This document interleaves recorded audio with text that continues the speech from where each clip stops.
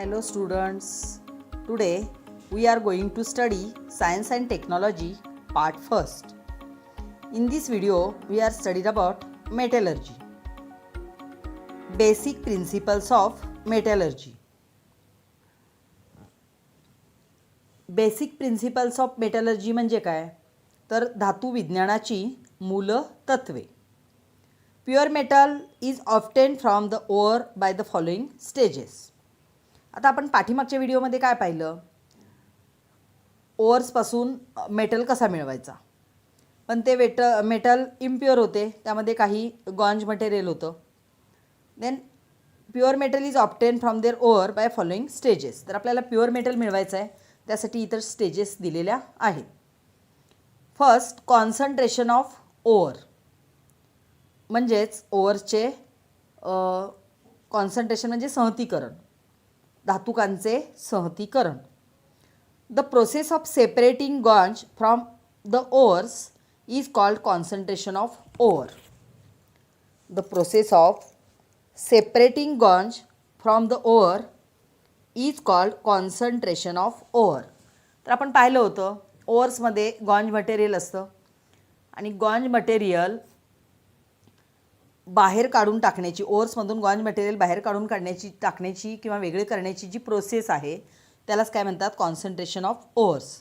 In this process the concentration of the compound of the desired metal is increased. आणि मग काय होतं? गॉन्ज material काढून टाकल्यामुळे काय होतं? आपल्याला जो मेटल त्यामधून मिळवायचं आहे त्याचं कॉन्सन्ट्रेशन काय होतं? आपोआप इन्क्रीज होतं. इम्प्युरिटीज निघून गेल्या की कॉन्सन्ट्रेशन इन्क्रीज होतं. Various ways are used for this purpose. आता यासाठी वेगवेगळ्या पद्धती वापरल्या जातात, विविध मार्ग वापरले जातात. However exact way to be used depends upon the physical properties of the metal present in the ores and the gangue. आता बऱ्याच पद्धती आहेत कॉन्सन्ट्रेशन करण्याच्या, ओअरचं कॉन्सन्ट्रेशन करण्याच्या, परंतु त्या पद्धती कशावरती अवलंबून असतात? तर ओअर्समध्ये असणाऱ्या ज्या इम्प्युरिटीज आहेत त्यांचे फिजिकल प्रॉपर्टीज काय आहेत, त्या प्रॉपर्टीजवरती एक्झॅक्ट मेथड यूज केली जाते. It also depends upon the reactivity of the metal and the facilities available for the purification. ते अजून कशावरती अवलंबून आहे? तर मेटलच्या रिॲक्टिव्हिटी आणि अवेलेबल फॅसिलिटीवरती. Various factors that could be responsible for the environmental pollution are also considered. म्हणजे आपण ज्या मेथड्स यूज करणार आहोत त्याने एन्व्हायरमेंटल पोल्युशन तर होत नाही ना, वाढत नाही ना, हे सुद्धा पाहावे लागते. Some general methods for the concentration of ores are as follows. तर आपल्या टेक्स्टबुकमध्ये काही जनरल मेथड्स दिलेल्या आहेत, त्या आपण पाहूया. First, separation based on gravitation. तर ग्रॅव्हिटेशनवरती जे सेपरेशन बेस्ड आहे, म्हणजेच गुरुत्वीय विलगीकरण पद्धत म्हणतात त्याला मराठीमध्ये. The separation based on gravitation म्हणजेच काय बघा. The heavy particles of ores can be easily separated from the light particles of gangue by the gravitational method. पहा पुन्हा ऐका. The heavy particles of ores can be easily separated from the light particles of gangue by gravitational method. म्हणजे या पद्धतीचा वापर करून आपण जे हेवी पार्टिकल्स असतात ते हेवी पार्टिकल्स लाईट पार्टिकल्सपासून सहजपणे आपल्याला वेगळे करता येतात. The process to carry out this separation are as follows. तर त्याची जी प्रोसेस आहे, वेगवेगळ्या प्रोसेस आहेत सेपरेशन बेस्ड ऑन ग्रॅव्हिटेशनच्या, त्या पुढे दिलेल्या आहेत. त्यातली पहिली प्रोसेस आहे विल्फ्ली टेबल मेथड. आता विल्फ्ली टेबल मेथडने सेपरेशन कसं करतात पहा. या ठिकाणी डायग्रॅम दिलेली आहे, 8.8 डायग्रॅम पहा. विल्फ्ली टेबल मेथड त्यामध्ये दिलेली आहे. In this method of separation the Wilfley table is made by fixing narrow and thin wooden riffles on inclined surface. आता या ठिकाणी काय केलेलं आहे पहा. लाकडाचं अरुंद आणि पातळ असे तुकडे कमी उताराच्या पृष्ठभागावर लावून ते टेबल तयार केलेलं आहे. पहा या ठिकाणी तुम्हाला मध्ये मध्ये असा गॅप दिसतोय. तर लाकडाचे तुकडे लावून काय केलेलं आहे? टेबल तयार केलेलं आहे. The table is kept vibrating continuously. तर ते टेबल काय करतात? तर कंटिन्युअस व्हायब्रेट होत ठेवतात. आता टेबल व्हायब्रेट झाल्यामुळे काय होईल पहा. Powdered ore obtain from lumps of the ore using ball mill is poured on the table and a stream of water is also released from the upper side. या ठिकाणी वॉटरचा फवारा सोडण्यासाठी, पाणी सोडण्यासाठी, या ठिकाणी पाण्याचा प्रवाह पाठविण्यासाठी टेबलच्या वरच्या बाजूला ही पट्टी दाखवलेली आहे. त्याचे तुम्ही निरीक्षण करा. तर काय केलं जातं पहा, टेबलवर ओव्हरची काय केली जाते, पावडर टाकली जाते. ही जी ओव्हरची पावडर आहे ती पावडर काय होते, ते पावडरचे जे लहान तुकड्यापासून बॉल मिलच्या वापरून काय केलं जातं, त्याचे पावडर तयार केली जाते आणि पाण्याचा प्रवाह टेबलाच्या वरच्या बाजूने काय करतात, सोडला जातो. आता पहा, या टेबलवरती पावडर टाकली आणि यातून पाण्याचा प्रवाह जर सोडला तर काय होईल. As a result the lighter gangue particle are carried away along with the flowing water. तर पाण्याच्या प्रवाहामुळे जे हलके मृदा अशुद्धी आहेत, हलकं गॉन्ज पार्टिकल्स आहेत, ते काय होतील, वाहून जातील. तुम्हाला साधं उदाहरण सांगते. तुमची आई भात बनवताना तांदूळ धुते. आता धुताना त्यातले खडे नाहीत निघत, कारण खडे वजनाने जड असतात, ते तळाशी जातात. पण त्या तांदळाला काही पावडर वगैरे लावलेली असेल, काही कचरा शिल्लक असेल, तर तो त्या धुतलेल्या पाण्याबरोबर निघून जातो. तुम्ही आई तांदूळ धुत असताना निरीक्षण करा, ते कितीही स्वच्छ निवडले तरीसुद्धा ज्यावेळी धुतले जातात त्यावेळी त्यातून थोडंसं सफेद पाणी किंवा जो कचरा असेल तो कचरा निघून जातो, कारण तो हलका असतो. त्याप्रमाणे पाण्याचा प्रवाह सोडल्यानंतर काय होतं, lighter gangue particles are carried away along with the flowing water while the heavier particles in which proportion of minerals is more and proportion of ganj is less are blocked by the wooden refills and get collected on the slits between them. काय होतं पहा, या टेबलवरती जी ओव्हर्सची powder टाकलेली आहे आणि वरून पाणी सोडलं. आता ओव्हर्सचे जे पार्टिकल्स आहेत ते वजनाने जड आहेत आणि गॉन्ज मटेरियल आहे ते वजनाने हलकं आहे. ते हलके पार्टिकल्स काय होतात, निघून जातात. गॉन्ज मटेरियल निघून जातं आणि जे जड कण आहेत ह्या ज्या मध्ये स्लीट दिसत आहेत लाकडाच्या मध्ये, त्या स्लीट्समध्ये काय होतात, अडकून राहतात. त्यामुळे त्यामधील गॉन्ज पार्टिकल्स आपल्याला या मेथडने काढून टाकता येतात. Second method, hydraulic separation method. तर हायड्रॉलिक सेपरेशन म्हणजेच काय, तर जलशक्तीवर म्हणजे पाण्याच्या प्रवाहावरती आधारित असणारी विलगीकरण पद्धत. आता यामध्ये काय केले जाते पहा, diagram is here given. Hydraulic separation. The hydraulic separation method is based on the working of a mill. तर तुम्ही पिठाची गिरणी माहीत आहे तुम्हाला. तर पिठाची गिरणी जशी असते पहा, हा जो आकार आहे, आपण गिरणीमध्ये धान्य दळायला जातो तिथे असणारा वरचं जे भांडं आहे ते साधारणपणे याच आकाराचं असतं. तर जलशक्तीवर आधारित जी विलगीकरण पद्धत आहे ती गिरणीवर आधारित कार्य करते. म्हणजे आपली जी पिठाची गिरणी असते ते गिरणीवर आधारित कार्य करते. There is a tapering vessel similar to that used in a grinding mill. तर ग्राइंडिंग मिलमध्ये जी जे वरचं भांडं वापरलेलं आहे तसंच भांडं या ठिकाणी आहे. It opens in a tank like container that is tapering on the lower side. पहा, या ठिकाणी खालच्या बाजूने पाणी जाण्यासाठी एक मार्ग ठेवलेला आहे, वरच्या बाजूने एक इथं मार्ग ठेवलेला आहे, पावडर्ड ओव्हर टाकण्यासाठी एक वरून मार्ग आहे. तर या पद्धतीने त्याचं कार्य कसं चालतं ते पाहूया आपण. The tank has an outlet for water on the upper side and water inlet on the lower side. तर आत जाणारं पाणी खालच्या दिशेने जातं आहे आणि वरून गॉन्ज पार्टिकल्स किंवा हलके पार्टिकल्स पडण्यासाठी वरच्या बाजूने मार्ग ठेवलेला आहे. Finally ground over is released in the tank. तर ओव्हर काय करतात, तिथे लिहिलेलं आहे पहा, ओव्हर सस्पेन्शन. तर ते ओव्हर पावडर तयार करून त्या टँकमध्ये टाकली जाते. A forceful jet of water is introduce in the tank from the lower side. तर फोर्सने खालच्या बाजूने काय केलं जातं, पाणी सोडलं जातं. Gangue particles are lighter and therefore they flow out along with the water jet from the outlet on the upper side of the tank and get collected separately. आता पहा, यामध्ये जे ओव्हर्स आहे, ओव्हरची भुकटी आहे, त्यामध्ये एक ओव्हर पण आहे, मेटल पण आहे आणि गॉन्ज पार्टिकल्स पण आहेत. आता फोर्सने खालून जर पाणी सोडलं तर काय होईल, ओव्हर्स जड असल्यामुळे खालच्या बाजूला येतील आणि गॉन्ज पार्टिकल्स लाईट वेट असल्यामुळे वरच्या बाजूने जातील आणि या ठिकाणी मार्ग ठेवलेला आहे, त्या मार्गातून पाणी बाहेर पडेल. जर पाणी जास्त झालं तर ते तिथून बाहेर पडेल आणि ते बाहेर पडत असताना लायटर गॉन्ज पार्टिकल्ससुद्धा त्यातून काय होतील, बाहेर पडतील.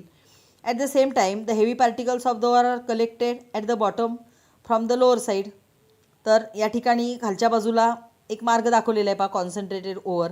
आता ओव्हर पार्टिकल्स आहेत ते हेवी असणार आहेत आणि मग ते तळाशी येतील आणि मग या बाजूने जसं वरच्या बाजूने गॉन्ज पार्टिकल्स बाहेर होतात तसं खालच्या बाजूने ओव्हर पार्टिकल्स काय होतात, कलेक्ट करून घेतले जातात.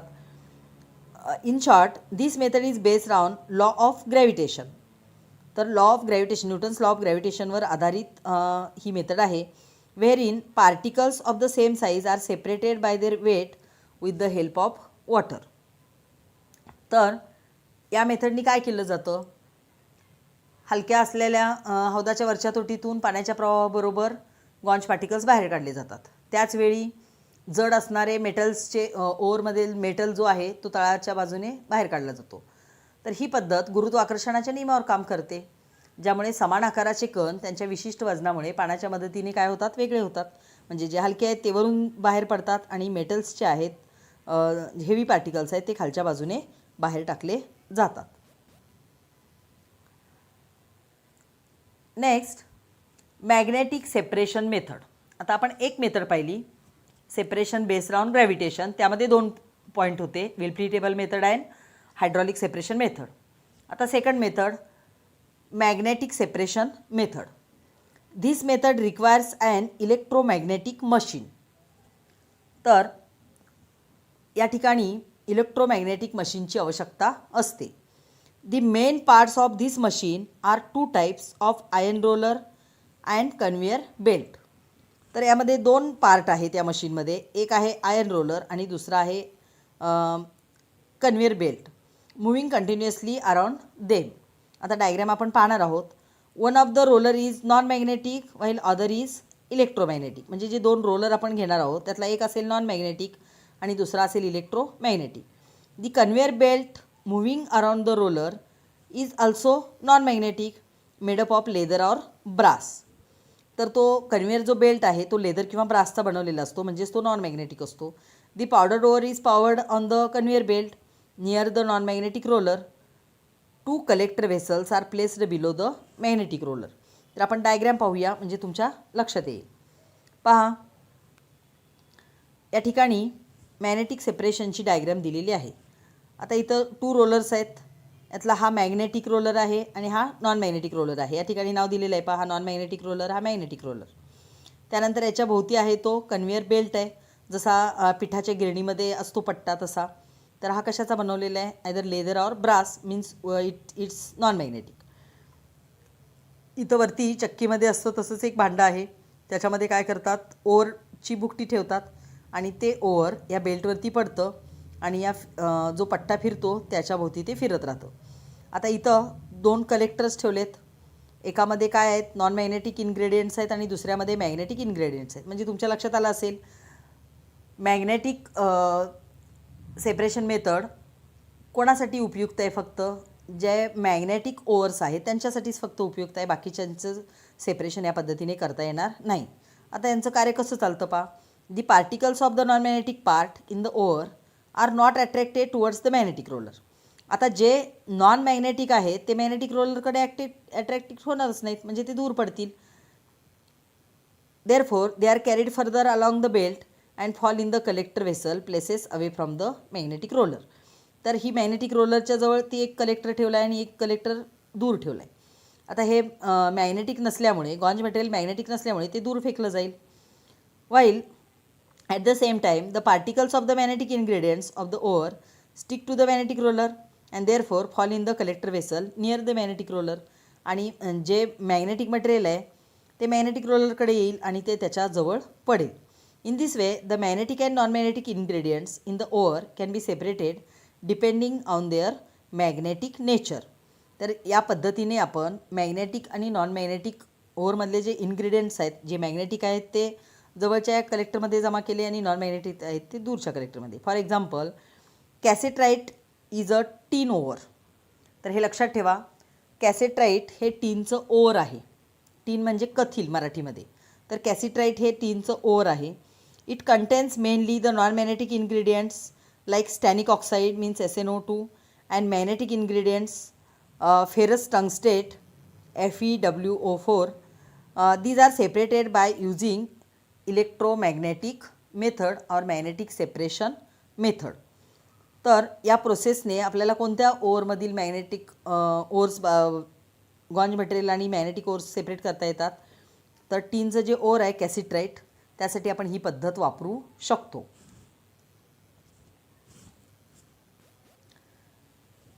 Next method froth flotation method. Froth flotation method, froth म्हणजे फेस. आपण कपडे धुण्यासाठी पाण्यामध्ये पावडर टाकून जर जोरात हलवलं तर वरती फेस येतो, त्यालाच फ्रोथ म्हणतात, किंवा मराठीमध्ये त्याला फेन असं म्हणतात. तर फेन म्हणजे सुद्धा face. It's diagram of froth flotation method. आता या ठिकाणी काय केलं जातं पहा. The froth flotation method is based on the two opposite properties, that is hydrophilic and hydrophobic. तर हायड्रोफिलिक म्हणजे जलस्नेही, म्हणजे पाण्यामध्ये भिजणारे, अँड हायड्रोफोबिक म्हणजे जलविरोधी, पाण्यामध्ये ते भिजणार नाहीत, म्हणजे ते तेलामध्ये भिजतात. Here the particles of the metal sulphides due to their hydrophobic property get wetted mainly with oil, म्हणजे ज्यांचं नेचर हायड्रोफोबिक आहे ते काय होतील, ऑइलने ओले होतील. While due to the hydrophilic property the gangue particles get wetted with water. आता त्यामध्ये जे गॉन्ज पार्टिकल आहे ते जलस्नेही आहे, त्यामुळे ते पाण्याने ओलं होईल किंवा भिजेल, आणि त्यामधले जे ओअर पार्टिकल्स आहेत ते तेलाने काय होतील, ओले होतील. By using these properties certain ores are concentrated by froth flotation method. पहा, लक्षात आले का.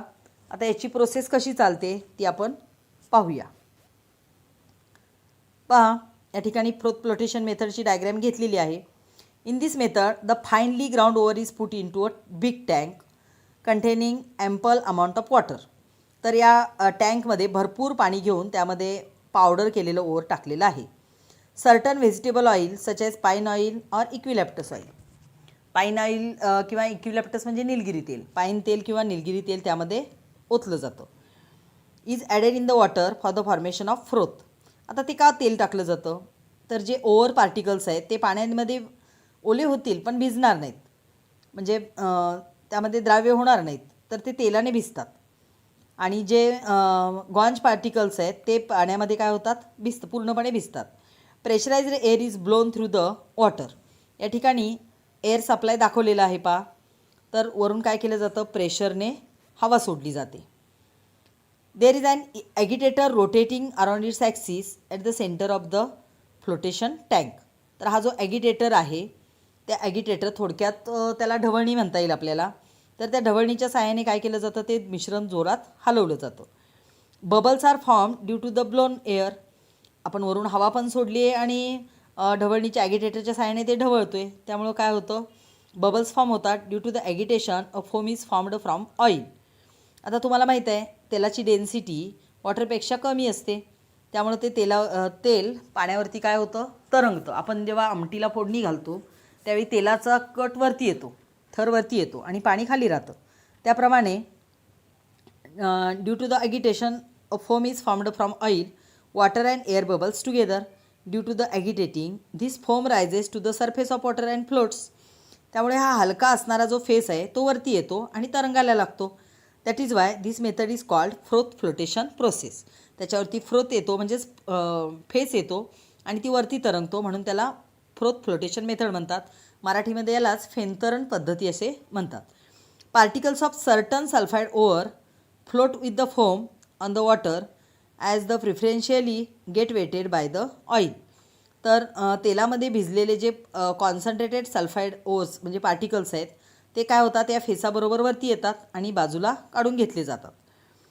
For example this method is used for the concentration of zinc blende or it's also known as zinc sulphide and copper pyrite. तर copper pyrite and zinc ब्लेंडच्या सेपरेशनसाठी ही method काय केली जाते, मेनली यूज केली जाते.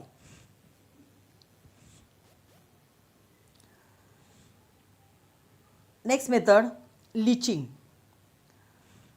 The first step in the extraction of the metal like aluminium, gold and silver from their ores is the method of leaching.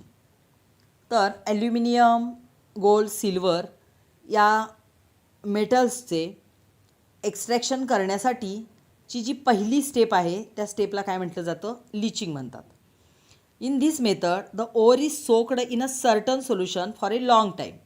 काय केलं जातं तर बऱ्याच कालावधीसाठी ओअर त्यामध्ये भिजत ठेवलं जातं. The ore dissolves in that solution due to a specific chemical reaction. तर काय होतं त्यामध्ये त्या स्पेसिफिक सोल्युशनमध्ये ओअर काय होते डिझॉल्व होते.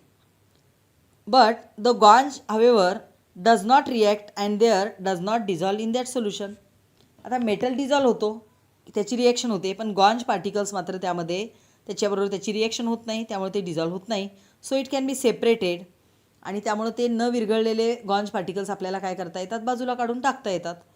तर ही पद्धत कोणासाठी वापरली जाते. For example concentration of bauxite. We know bauxite is a ore of aluminium. The aluminum ore is done by leaching method.